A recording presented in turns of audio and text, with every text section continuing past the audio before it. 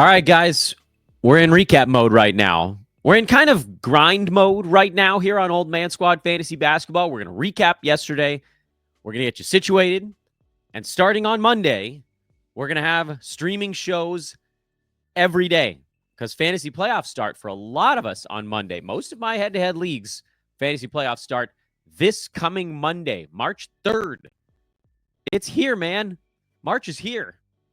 I'm Dan Besbris, at Dan Besbris on Twitter, DanBesbris, Old Man Squad on Blue Sky. You guys know it by now. Here are the big stories coming out of yesterday. Yeah, a lot of them were injury-related. Zach Collins, a monster game for the Chicago Bulls, filling in for Nikola Vucevic. Kevin Huerter slowed a little bit, but still looks like he might be worth a look. Lonzo Ball. I almost jumped over a couple of names there. Lonzo Ball looks good in games cap formats. Aaron Wiggins, if you're looking for points and percentages. We saw a ridiculous game out of De'Aaron Sharpe, and that's why we've been talking about him as the Claxton backup for a while. Precious Achiuwa came off the bench, but he was really the Karl-Anthony Towns replacement. And then Andre Drummond, because the Sixers are down to their third-string centers. I also have the link to our Discord in that picture that I'm throwing up on the screen, which you guys should probably come hang out with. But let's talk about the games from yesterday. There was a lot of stuff that went on. Those were just the highlights. Portland beat Washington 129-121. The Blazers lost Denny Avdia partway through this one with a quad issue. He tried to play through it. It wasn't really happening. He ended up getting ruled out midway through the ball game. Donovan Clingan had foul trouble, if you're wondering why his minutes were at 18 instead of about 24. And then otherwise, not a lot changed for me. With Avdia down, it just sort of makes everybody else's minutes a little bit easier to predict because the Blazers are in kind of addition by subtraction mode right now.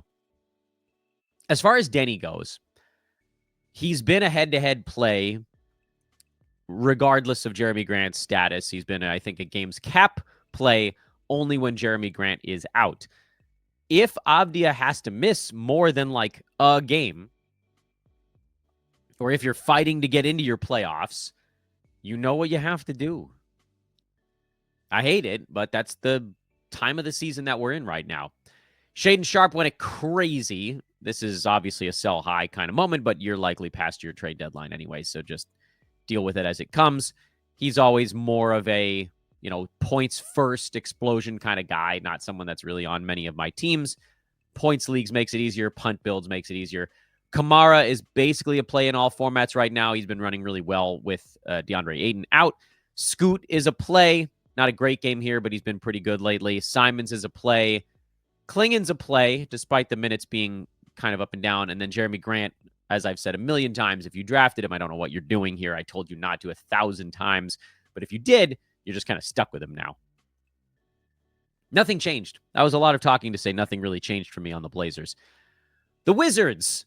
Richaun Holmes only played 19 minutes in his fill-in here for Alex Sarr, but they were a good 19 minutes. Damn. Perfect 7 of 7 at the field. Perfect 6 of 6 at the free throw line. Tristan Vukcevic only played 19 minutes off the bench, and then the Wizards just decided to sort of run a little bit small. I don't have any real changes here either. Keyshawn George wasn't as good in this ballgame, but I'm holding him. Coulibaly, I'm not. Middleton, I am, but only in games cap formats, although he, like Jeremy Grant, was another guy I told you guys, don't draft him. If you did, you should not have him in head-to-head leagues for any reason at all.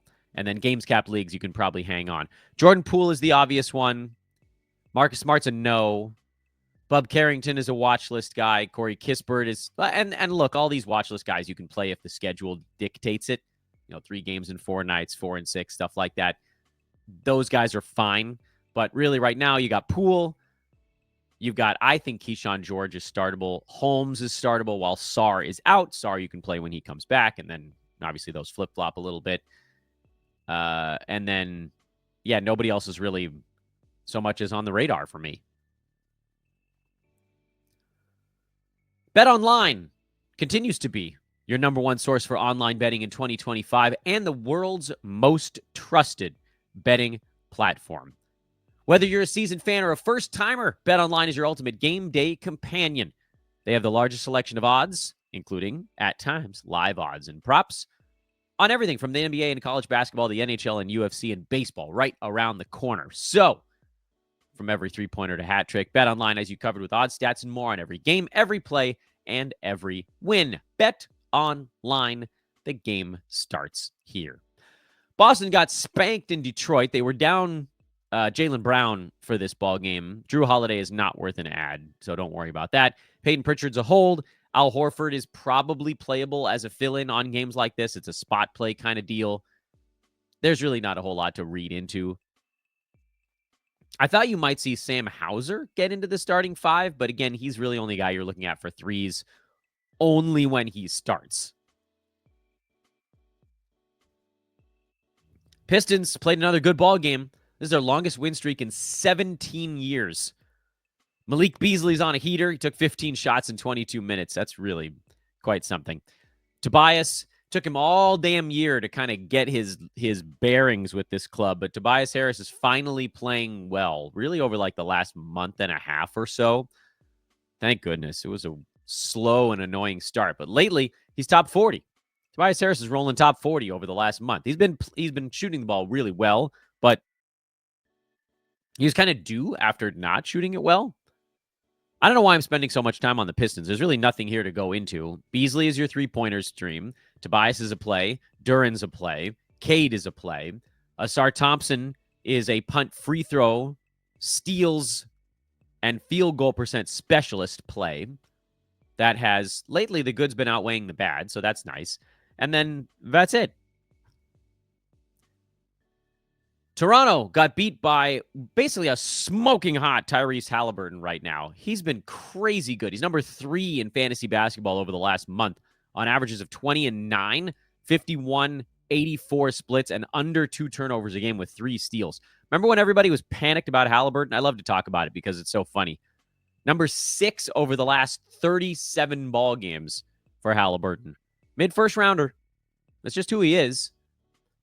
I saw people on Twitter calling him bad. And I was like, well, that's the perfect time to buy low. I didn't even propose this trade. I know you guys don't care about what happens in my leagues, but I was literally sitting on my butt in the car, and an email popped up that someone offered me Tyrese Halliburton for Jakob Poeltl. And I yanked the steering wheel over to the side to get to the curb fast enough to accept it because I couldn't believe what I was seeing. They were both in this ball game, and one has certainly been better than the other since the time of that trade. In any event, Poeltl's back, so that's good news. You can play him. You can play quickly. You can play RJ Barrett if you have the right build for it. And then you can play Scotty Barnes when he's back.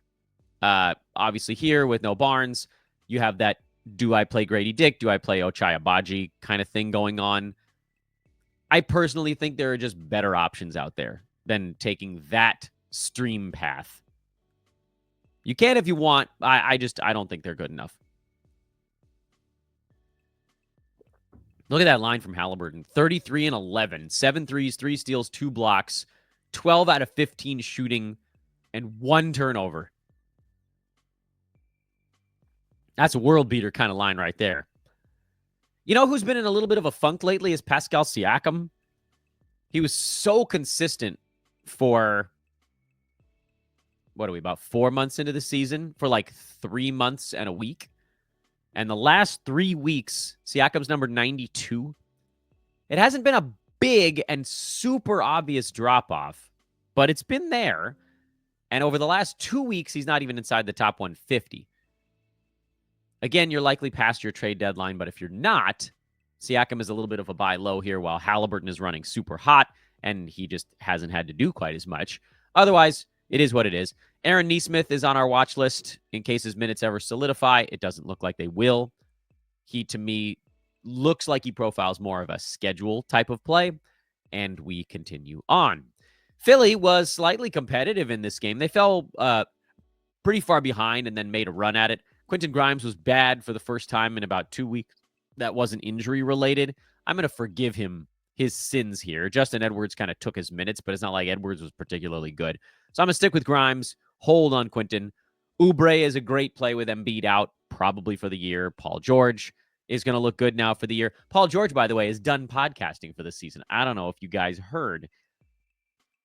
we'll see if his games are better. Tyrese Maxey, he took 32 shots in this damn ball game, so he's going to have to do a ton.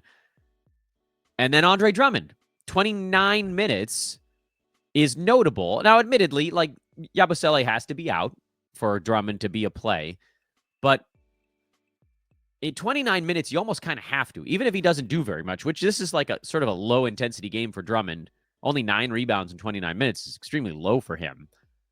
But it's still 29 minutes for one of the premier rebounders in the history of the NBA.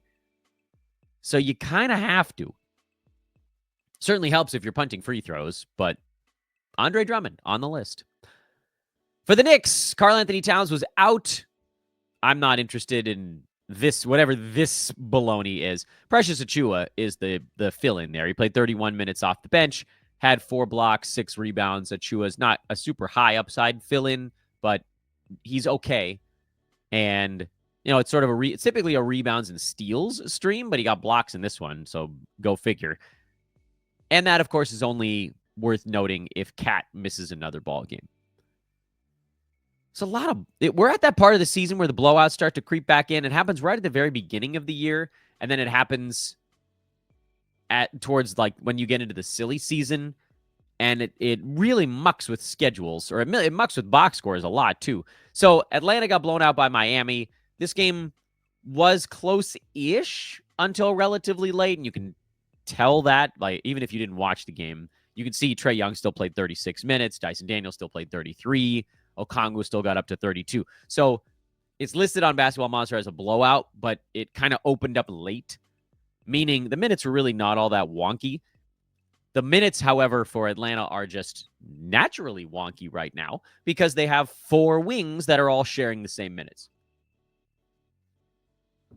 Sometimes 5 if you count Mo G. So if we count Mo G, who's like half a share, a minute's share. You've got Niang, Risa Shea, LeVert, and Terrence Mann, all as full minute shares. And those guys are splitting the power forward and small forward minutes, basically 4.5 ways. And so you get, if it was dead even, and you're taking 96 minutes and splitting it 4.5 shares, there's almost enough for guys to be okay. But it's not dead even. They are getting, by the way, some shooting guard minutes, and like other stuff will trickle into the mix for them. But the problem is that it's 100% a hot hand thing going on. Risa Shea was not quite as effective in this ball game. He shot the ball okay, but just, overall effectiveness wasn't great. Lineups he was in weren't going well. George Niang, not super effective here. Terrence Mann, they liked his game a little bit more in this one, so his minutes were higher. LeVert shot the ball better in this game, so his minutes were higher. All of those guys, with the exception of Mo, the 4 regular split dudes, are schedule plays and nothing more. I still believe that if Vit Krejci ever comes back, he probably has the best shot at picking up actual minutes, but I don't know if he's going to come back. So, I mean, I assume he will because he wasn't supposed to be out for the season or anything, but we've heard nothing. And we should be kind of close to an evaluation time. Miami decided to dust off Haywood Highsmith. Remember how a game back, Kyle Anderson played 30 minutes? And I had he wasn't even on my watch list after that ball game. And someone asked me on Twitter, they were like, what if Kyle Anderson? I didn't reply, which, sorry, guy on Twitter who asked about Kyle Anderson, because we know what Miami does. We have multiple seasons of data that Spo is going to have his main guys, whoever they might be. Previously, it was Hero, Bam, and Jimmy Butler. Lately, it's Hero, Bam, Wiggins, and most of the time, Khalil Ware. And then beyond those guys, we just sort of don't know. Is it going to be Duncan Robinson? It was in this ball game. Is it going to be Kyle Anderson? It was in the last one. Is Jaime Jaquez even going to get to play? Sort of. Is Haywood Highsmith even going to get to play? He did in this one, but not for a while before that. Davion Mitchell had 20 points, but it took him a 7 out of 8 shooting game to get there.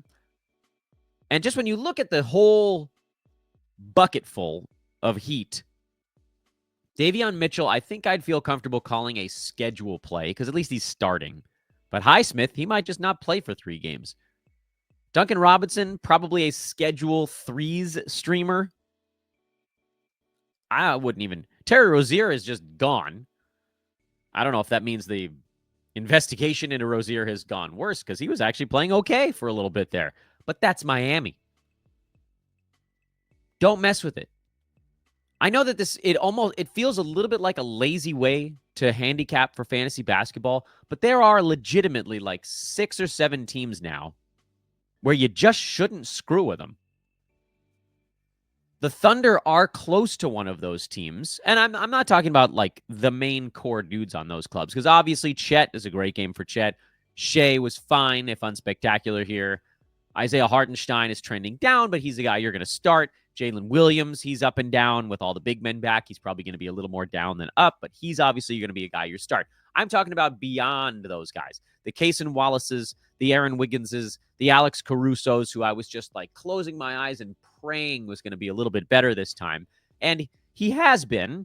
Caruso's been a little bit more consistent here, but he's very much a steals with a smattering of 3s, boards, and assists kind of stream. And Wiggins was really good in this one. And lately he's been good. And when he runs hot like this, he can be a fantasy play. But he's really a points and percentages stream. Aaron Wiggins, he got 5 rebounds here, but typically not going to get that many. He had those 2 games where he had like 15 rebounds earlier this year. Some crazy number. But he doesn't get many defensive stats. He doesn't pass very much. There's limited stuff.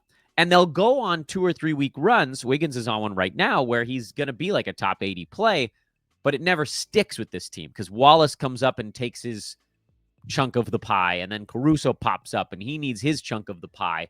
And Lou Dort only played 21 minutes here. If he was playing better, that would have, I want to say, inched these other guys out. Lou Dort doesn't work in inches, baby. Lou Dort will meter someone out of the way.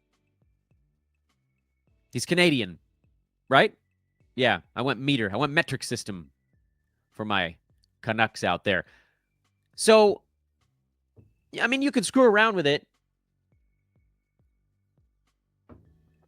It's not a terrible call to throw Caruso into your lineup. I have him in a couple of mine where I need steals and a few assists. Or Aaron Wiggins where I need points and I don't want to hurt my percentages. Like, it's not going to kill you, but almost no way you can throw these guys against the games cap. One of the big stories of the night is something that we all kind of knew was coming, and that was a Day'Ron Sharpe explosion if he ever got the minutes to do so. He's going to be a guy that gets picked up in a ton of leagues today. His rostership is going to be through the roof, and then Nick Claxton is going to come back, and his rostership is going to fall out the basement again. Because as much as, and we've talked about Day'Ron Sharpe probably 15 to 20 different episodes of this show over the last month and a half, leading up to the trade deadline, after the trade deadline. He has an extraordinarily fantasy-friendly game. He's one of the best offensive rebounders in the NBA right now when, again, given the opportunity to do so. Like, there are a lot of games lately where he has more offensive rebounds than defensive. But when Nick Claxton is in there, Day'Ron Sharpe's playing 17 minutes.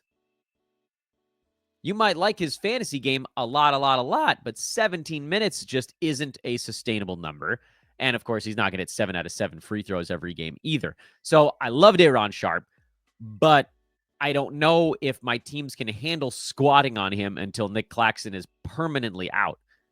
This is just a very nice look at what could be if Nick Claxton wasn't there. And it feels bad to talk about wanting a guy to get out of the way because Claxton's actually been playing okay lately. But for those of us who don't have Claxton, which is me, because I figured, and I think rightfully, we could get other punt free throw guys later in drafts. And we have. And by and large, it's worked out better that way. But just like we want to see Day'Ron Sharpe play for a team that shouldn't be trying to win games, but kind of are. Cam Thomas is getting close. We've been saying that for 2 weeks. Hopefully he plays at some point soon. Until then, Killian Hayes, 19-7. Guys, we've seen the Killian Hayes experience in Detroit. This does not last. Cam Johnson's a play. Nick Claxton's a play when he's in. Sharpe is obviously the backup there. Keon Johnson has been better again lately, as has Zaire Williams. And they actually got kind of like full starters minutes in this game, which is interesting. I still can't confidently say that I trust either of them, but they're playing well enough right now. Oh, man. I know as soon as I say go for it, they're going to crap themselves. And Keon Johnson is not shooting the ball well, which I guess is sort of a good sign because his numbers have still been pretty good anyway. Some of it has to do with D'Angelo Russell being out, being able to sort of pick up a little bit more ball handling. It's helped for a lot of these guys, frankly. And Cam Thomas being out. So let's just do this. I think you can play Keon Johnson and Zaire Williams as long as both Cam Thomas and D'Angelo Russell are out. But when one of them comes back, I think you reassess. Maybe just bench him for a game and see what happens, and then take it from there. That's probably the safe play. Clippers beat the Bulls. It really shouldn't have been this hard, but it was. And I don't know. Clippers have been not impressive lately.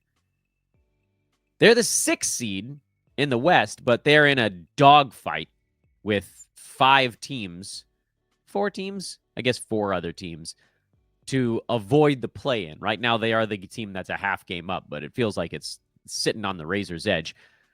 Derrick Jones Jr. had a slightly better ball game here, but only 23 minutes, so throw it out. Chris Dunn had a slower game here, but with no Norman Powell still, I think I would give Dunn a little bit more leeway. I mean, again, you're going to have to be attacking specific categories, much like Alex Caruso. Chris Dunn has almost the same fantasy profile. You're hunting steals, you're hunting some boards and assists out of a point guard eligible player. Specialist time. With Kawhi back, which, by the way, I was getting a little bit worried with him just out for a few games. But Kawhi looked really good, actually, in this one.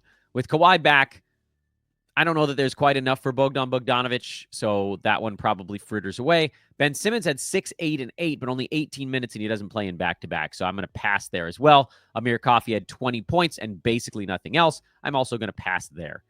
So Kawhi, Harden, Zubats, and then Dunn would be my next choice, again, for specialist appeal, and hopefully we get Norm back soon.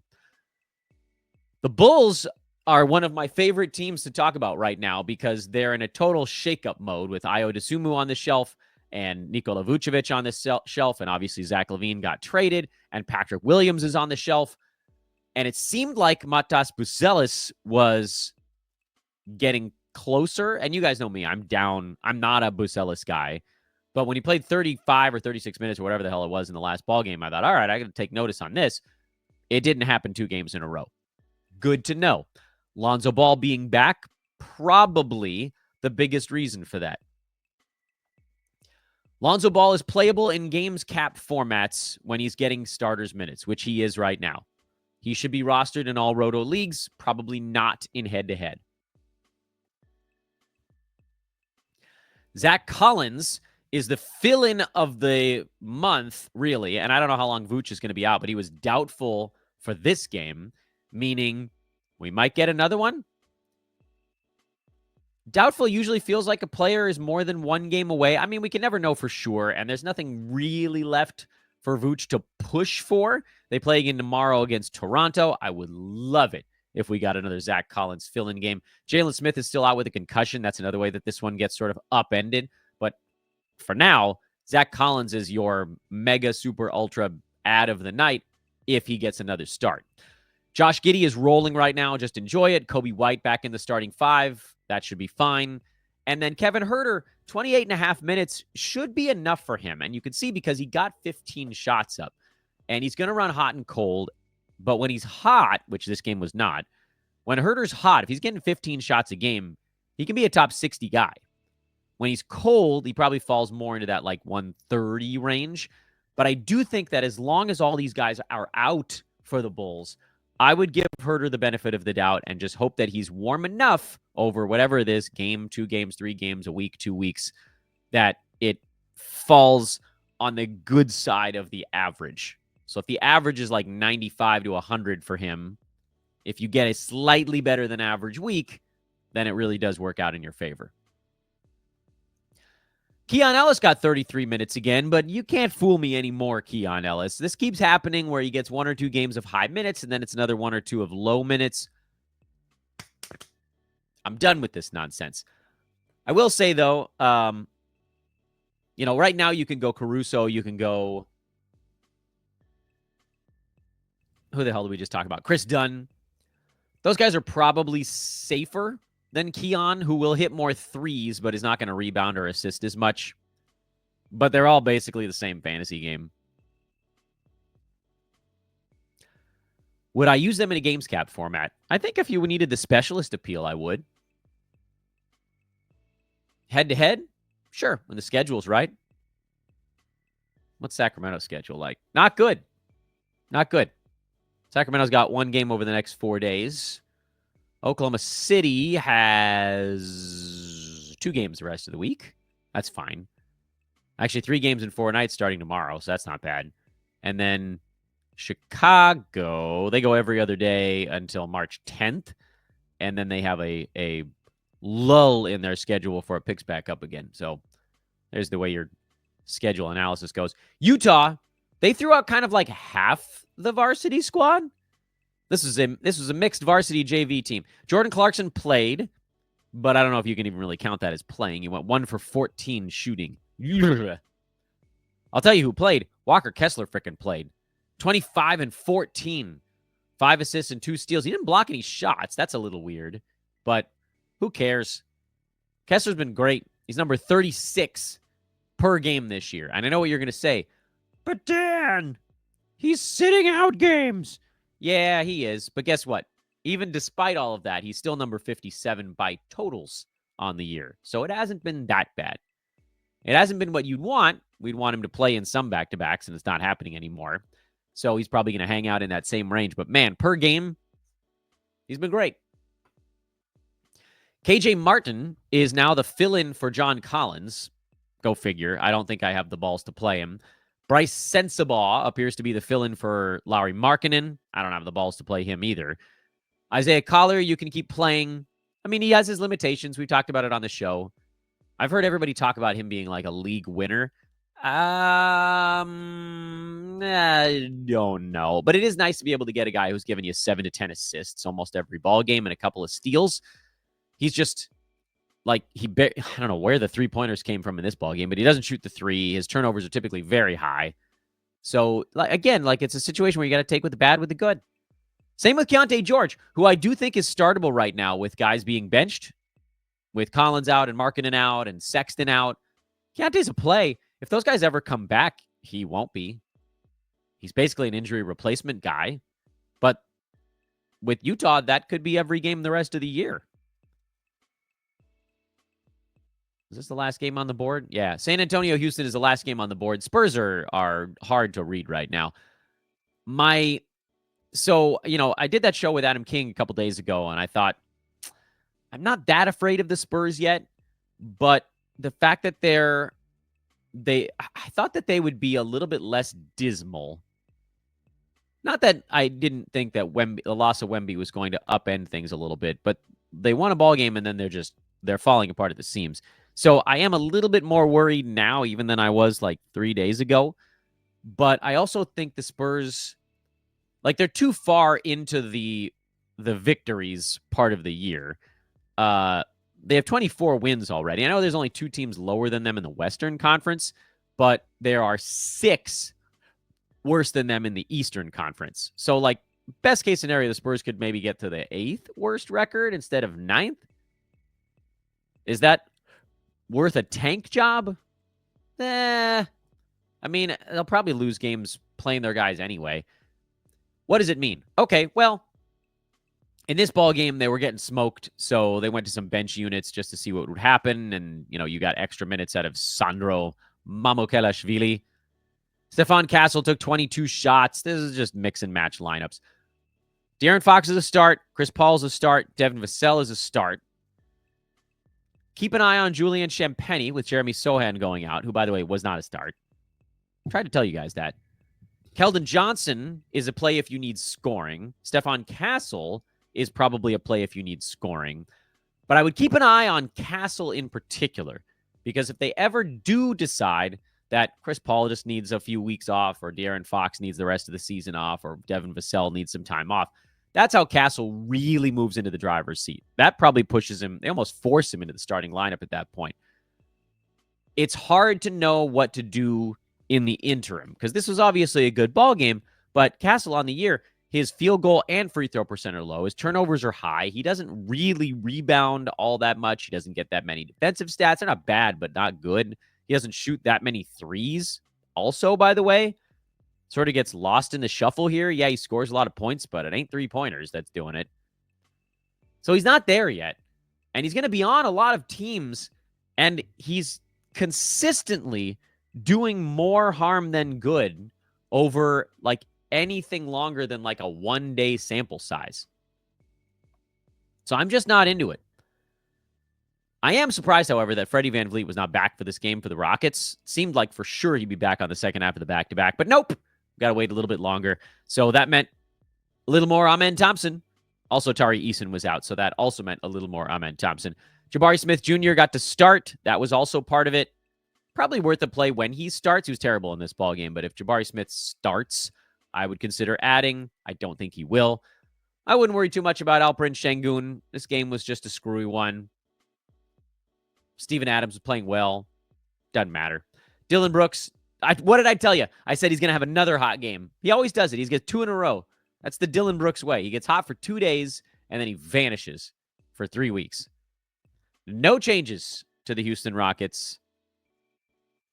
Didn't need to spend a minute and a half on them. Could have spent 8 seconds. Do I want to do an underdog fantasy card? That's yesterday's. I got to fix this. I got to get my head in the game. Get my head in the game. Let's refresh the page. Let's do an underdog fantasy card together. Sign up today using promo code. Ooh, we got a profit boost. What's this? What do we have here? Is this the Luka profit boost? Ooh, a 50% profit boost. I like that. Sign up today using promo code OLDMAN, OLDMAN, or just click the link in the show description. Play along with us. I lost yesterday. Doesn't matter. It was a $2 card. I wasn't super excited about it. I'm going to definitely apply the profit boost today. And let's see here. We go to Minnesota and the Lakers. Do we think Luka's going to have a hot shooting game? Because the line always basically assumes he's gonna. Anthony Edwards, I don't know, man. Do I want to go with this game? Dante DiVincenzo's got a line. Do we think he's coming back? Rui, Dorian Finney-Smith, Gabe Vincent. Oh, man. Naz Reid always ruins the Lakers. Look at that points. 21.5 points for Naz Reid. There is an expectation that Naz Reid is going to obliterate the Lakers, but the Lakers are different right now. They're playing a more wingy, swarming kind of defense, where in the past, they pretty much just left Naz Reid because they played the same defense against him that they did against Rudy Gobert, and Naz cooked them. So I don't know. I might shy away from that ball game. Pelicans, Suns, Warriors, Orlando. Draymond Green, this 18.5 PRA is intriguing. I know the odds are poor on that, but I might throw it in. So let's go Draymond over 18.5 point rebound assist. He's been pretty locked in on just doing a bunch of different things lately. And, you know, we're basically saying we need him to average more than 6 of each one. I think we can get more than 6 of each one. I can't go 2 guys on the same team, so I would have to look at Orlando if I wanted to do something on the other side. Cole Anthony is a game-time call here. I don't really want to play a Magic over against the Warriors. I would consider a Magic under, a lower against the Dubs, because their defense has been very good lately. But I'm always worried that somebody's just going to catch fire. Denver, Milwaukee. Does kind of feel like Giannis is going to have to go big if the Bucks have any chance in this ball game, doesn't it? Kuzma. You stink, Kuzma. Aaron Gordon's been running hot. Russ, Christian Brown. I don't have a strong feel on these guys. I got to get this thing wrapped up. Charlotte, they're terrible. Maybe we can have some fun with Charlotte, Dallas. PJ Washington bounce back game. How about that? He went, what did he go? 0 for 9 in the last one? PJ is going to bounce back against the terrible, terrible Charlotte Hornets. It's PJ time, I believe. Or will Mark Williams get big against Dallas? I can't trust anything that they're doing. Maybe we'll go PJ. All right, I'm not going to lock it in yet. Man, maybe I should. I like the Draymond one, I'm not sure that I'm sold on PJ. That 29.5 point rebound assist is a big one. I don't know, man. Maybe we'll just go scoring with PJ and assume he's not going to shoot 0 for 9 again. PJ bounce back. $2 or $3? We'll go $3. We're getting big. Draymond Green over. Higher than 18.5 point rebound assist. PJ Washington higher than 16.5 points. A little bit of a public card, but whatever. We're going to go with it again. Because, when I was into sports betting a lot, I took a lot of unders for teams because you had that like full breadth of things. By the way, if you sign up at underdogfantasy.com today with our promo code OLDMAN, the free play you can unlock is Giannis scoring 1 point. So that's pretty good. You can also unlock up to $1,000 in deposit match bonus cash. And we're going to go ahead and just be done with that discussion. Thanks for watching, everybody. I forgot to tell you in the middle of the show to subscribe. Hopefully you remember to do it. If not, what are you going to do? Please hit the like button. Comments are open. Follow on Twitter at Dan Bespris. Don't know if we're going to have a second show today. Stay tuned. We might. I tend to like to do those on busier days. This is not a super busy day. Who's being added and dropped right now? That's always going to be an interesting one. Yeah, see, it's a lot of streamers. Like Nickeil Alexander-Walker is getting added in a lot of spots. You got to find out who's in and who's out. Bull. What do we do with Bull? I don't know. I think you probably add him. Well. All right. I'm done. I'll see you guys in some point. Good ending, Dan.